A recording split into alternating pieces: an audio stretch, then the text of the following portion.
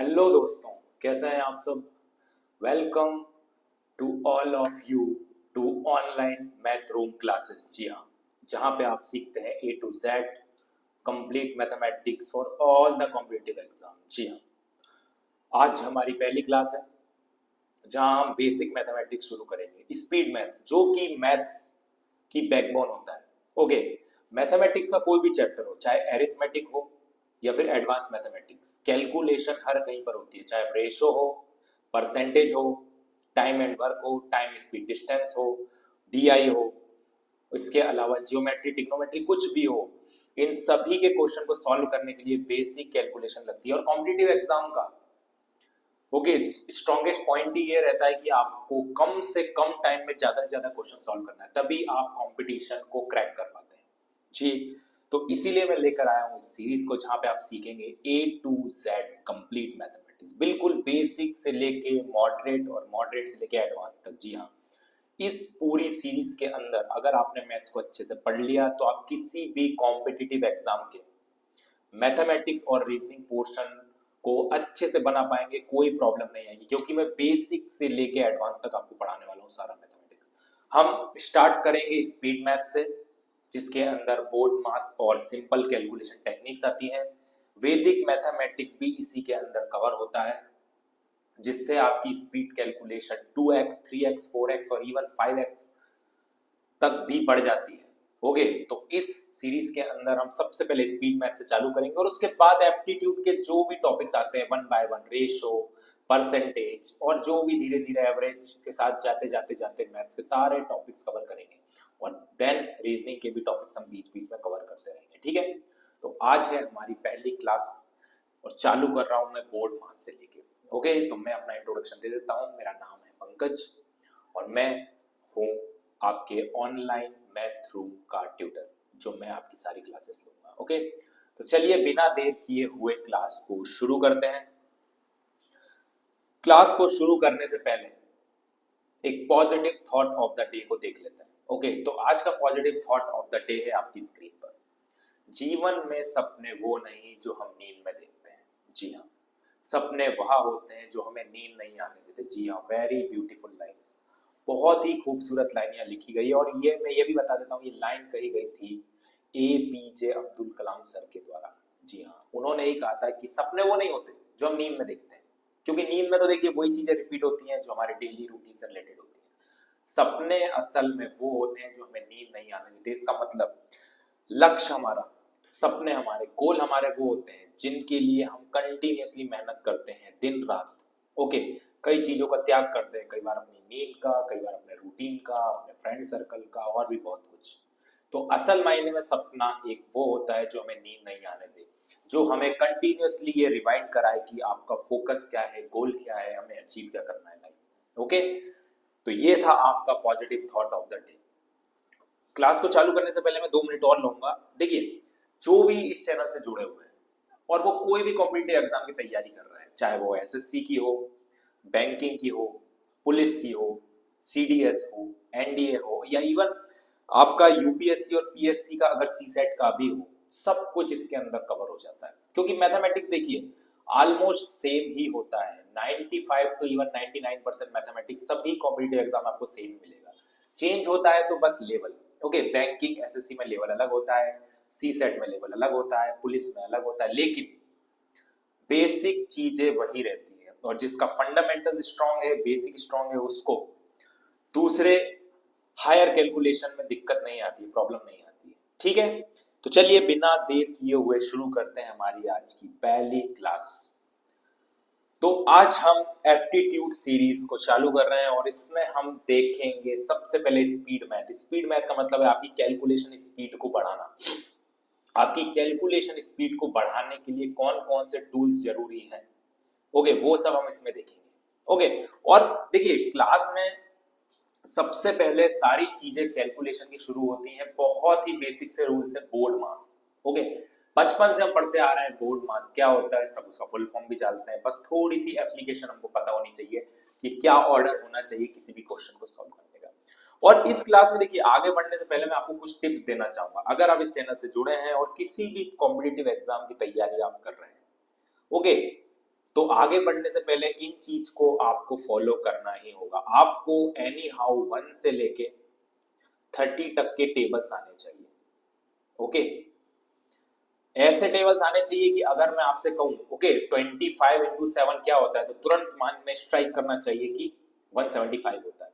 Okay, अगर आपसे कहूं 23 इंटू 5 क्या होता है, तो तुरंत दिमाग में स्ट्राइक करना चाहिए 105 होता है। तो आपको 1 से लेके 30 तक के टेबल्स एनी हाउ याद होने चाहिए।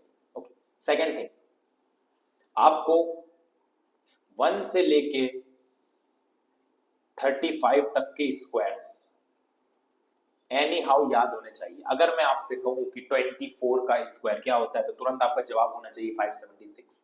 अगर मैं आपसे कहता हूं 19 का स्क्वायर क्या होना चाहिए, तो तुरंत आपके मन में आना चाहिए 361 में से। साथ ही साथ आपको क्यूब याद होनी चाहिए। क्यूब्स आपको याद होने चाहिए 1 से लेके 16 तक। क्यूब यानी कि अगर मैं आपसे कहूं 8 का क्यूब क्या होता है, तो तुरंत आपके माइंड में स्ट्राइक होना चाहिए 512।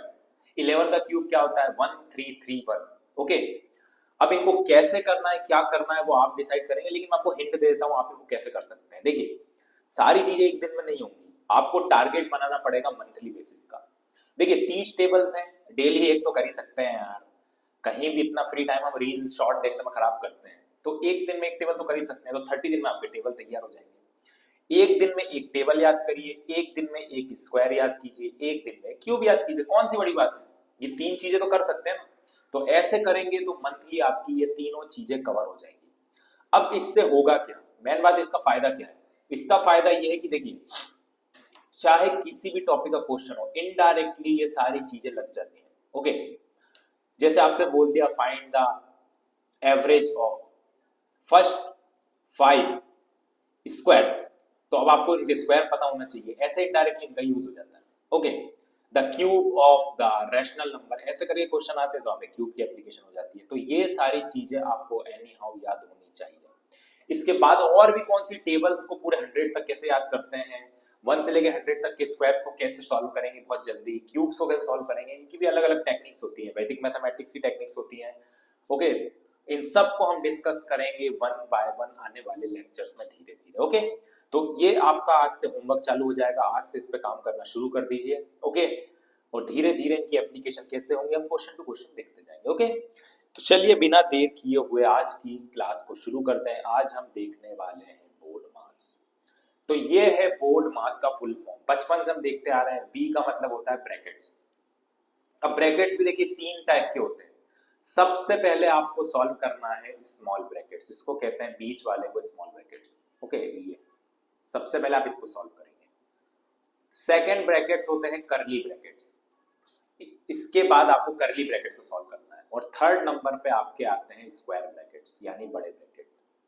तो ये होता है ब्रैकेट्स को सॉल्व करने का ऑर्डर, हम क्वेश्चन में देखेंगे, डोंट वरी। तो सबसे पहले small bracket, then medium bracket, then third bracket. तो ये होता है बी का फुल फॉर्म ब्रैकेट्स। ब्रैकेट्स का ऑर्डर मैंने आपको बता दिया। अब देखिए ओ का मतलब क्या होता है। ओके, देखिए बहुत से लोगों को कंफ्यूजन होता है कि ऑफ का मतलब भी मल्टीप्लिकेशन ही होता है। ओके, ओ का मतलब होता है ऑफ, तो ऐसा नहीं है। देखिए मल्टीप्लिकेशन तो होता है, जहां पे भी ऑफ लिखा होगा, आप ऑफ को जब चेंज करेंगे तो वो मल्टीप्लिकेशन में बदल जाएगा, ये बात बिल्कुल सच है। लेकिन इसका एग्जैक्ट मतलब क्या होता है, क्योंकि देखिए मल्टीप्लिकेशन नीचे दिया गया है, आपको दिख रहा है ये multiplication, M stands for multiplication.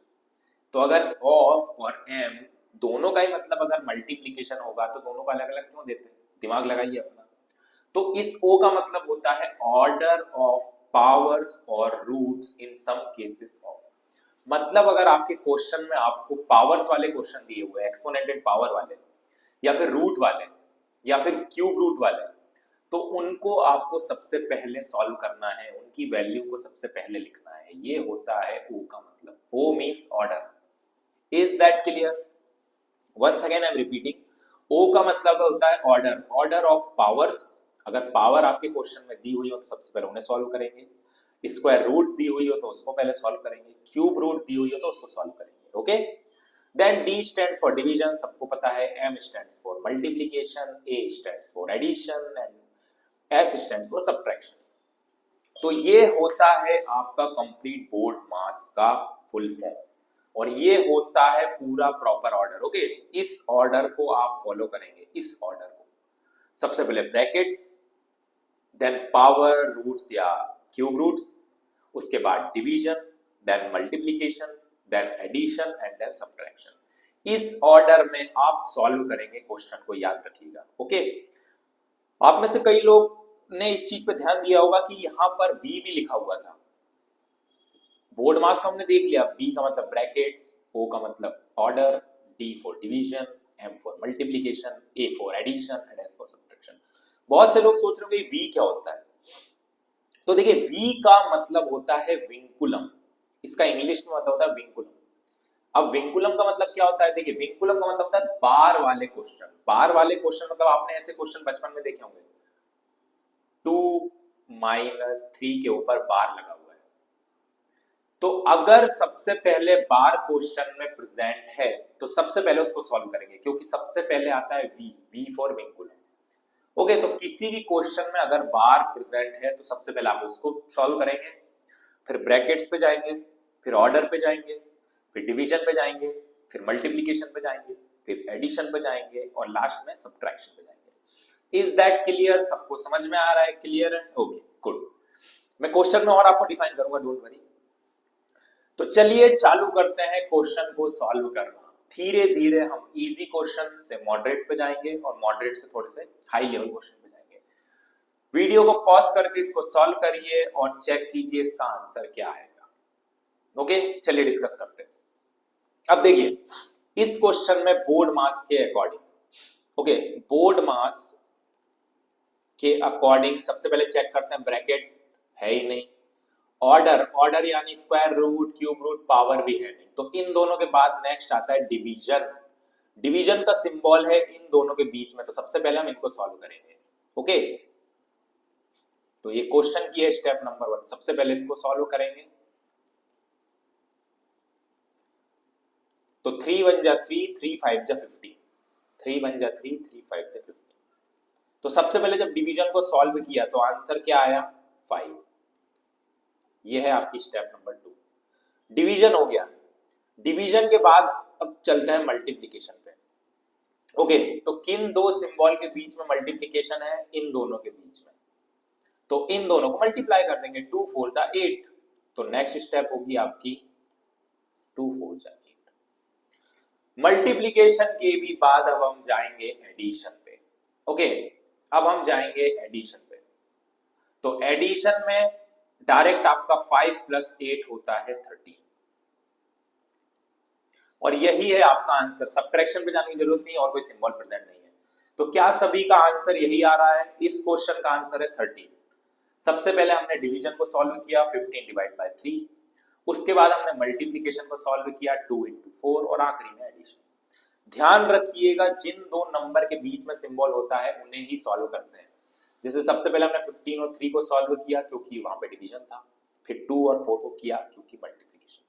Clear? चलिए आगे बढ़ते हैं। नेक्स्ट क्वेश्चन सॉल्व कीजिए इस क्वेश्चन को अकॉर्डिंग टू द बोर्ड मास। अब देखिए स्टेप नंबर 1, सबसे पहले किसको सॉल्व करेंगे? जी हाँ, यह सबसे पहले इसको सॉल्व करेंगे 3 की पावर 2, क्योंकि बोर्ड मास में आपको पता है ना,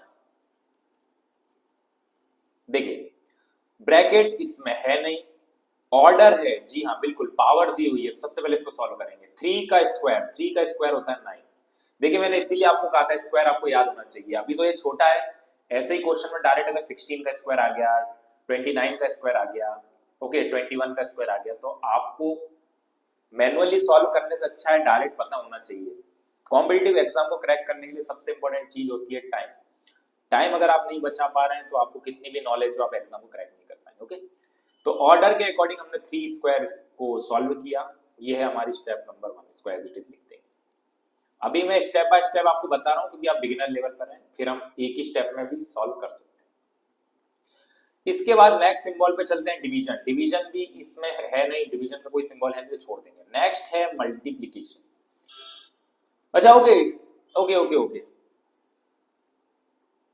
ब्रैकेट इसमें प्रेजेंट था, मैंने ध्यान नहीं दिया, sorry, just give me a minute. Yes, bracket पीछे प्रेजेंट था, मैंने ध्यान नहीं दिया, जल्दी में। Okay, it's okay. सबसे पहले ब्रैकेट्स को सॉल्व करेंगे तो जी हाँ, स्मॉल ब्रैकेट प्रेजेंट है तो सबसे पहले 3 का square as it is, plus 4 into 5 minus 2, सबसे पहले ब्रैकेट को सॉल्व करेंगे, 5 माइनस 2 होता है 3। जी हाँ, तो हमने ब्रैकेट को सॉल्व कर लिया। इसके बाद हम आते हैं ऑर्डर पे। जी हाँ, अब 3 का स्क्वायर होता है 9, स्टेप नंबर 2 में 9 प्लस 4 इंटू 3। इसके बाद डिवीजन प्रेजेंट है नहीं, नेक्स्ट है मल्टीप्लीकेशन। तो मल्टीप्लीकेशन है इन दोनों के बीच में 4 और 3, तो नेक्स्ट स्टेप हो जाएगी 4 3 जा 12, और लास्ट में आ जाएगा आपका एडिशन। तो इन दोनों के बीच में एडिशन है, 12 plus 9 is 21, that's it. 21 is the answer of this question. हमने ब्रैकेट पे ध्यान नहीं दिया था। ओके, सबसे पहले ब्रैकेट को सॉल्व